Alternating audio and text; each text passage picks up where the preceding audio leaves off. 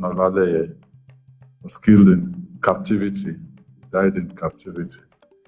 And we all witnessed Mr. Michael Oyedokun's beheading all over the country. And then for the security personnel we had there, just 5 of them declared dead in the course of this operation.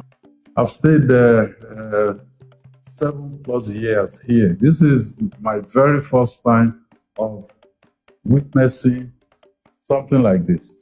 It has never happened in Oyo State. And I do pray that this is the last time we will witness anything like this. To the teachers, the students, I know it's a long road to recovery.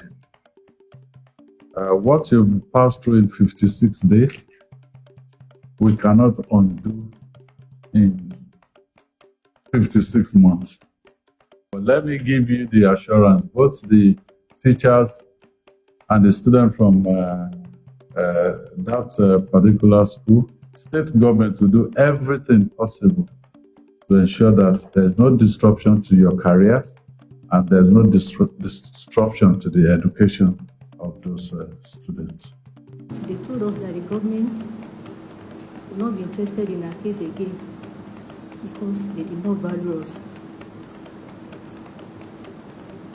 But there are times that we had hope that we won't come out alive. Mr. Michael was killed on the second day we got there, but Deacon was killed on the first Sunday of June. The first Sunday of June. They killed them purposely because they felt that would force the hand of the government to give them whatever they want.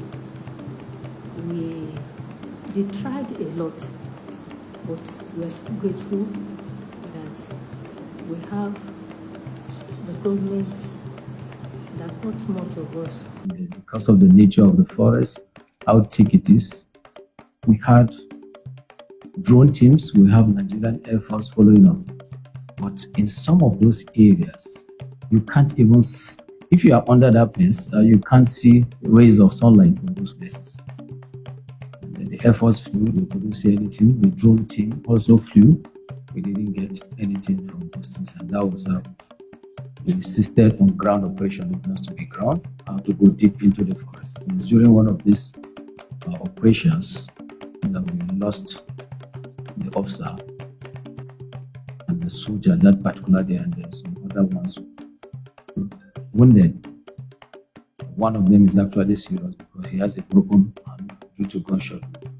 The operation continued, and we had to involve a lot of agencies and had to take over the whole operation completely from the garrison commander. Because we had to now bring in troops and forces from different places providing intelligence. And I had to coordinate all these teams together. And let me just mention that we have teams from the special unit of the Office of the National Security Advisor. We have this National Counter-Terrorism Unit, a tactical team. We're there with us. We have Defense Headquarters Special Forces team. That particular team comprises of the Army, Navy, Air Force, Police, DSS, Civil Defense, National Intelligence Agency, and some other security agencies. They made up that Special Forces team. By the grace of God, on the 10th of July, we successfully rescued the 44 of them. Like she has mentioned, we lost 2 of the teachers while in captivity. And of course, the reason for it, she mentioned, but always said that we will never yield to terrorist requests. We will not, and we will never do that.